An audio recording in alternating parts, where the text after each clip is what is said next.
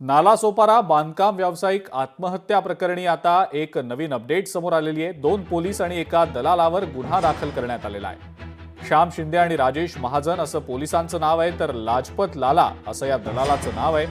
पोलिसांच्या जाचामुळे या बिल्डरनं आपलं जीवन संपवल्याचा प्रकार घडलेला होता।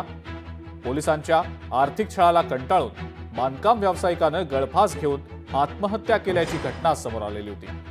जयप्रकाश चौहान असं बांधकाम व्यावसायिकाचं नाव आहे। आत्महत्येपूर्वी लिहून ठेवलेल्या एका सुसाईड नोटमध्ये 2 पोलीस आणि एका दलालाच्या मानसिक त्रासाला कारणीभूत त्यांनी ठरवलेलं आहे।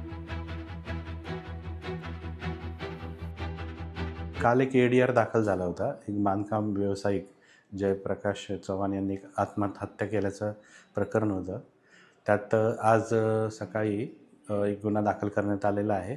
त्याच्यामध्ये तिघाही आरोपितांना अटक करून त्यांना कोर्टामध्ये हजर करून त्यांना 7 तारखेपर्यंत पोलीस कस्टडी मिळाली आहे। लोकशाही मराठी ऐका, पहा, जागरूक रहा।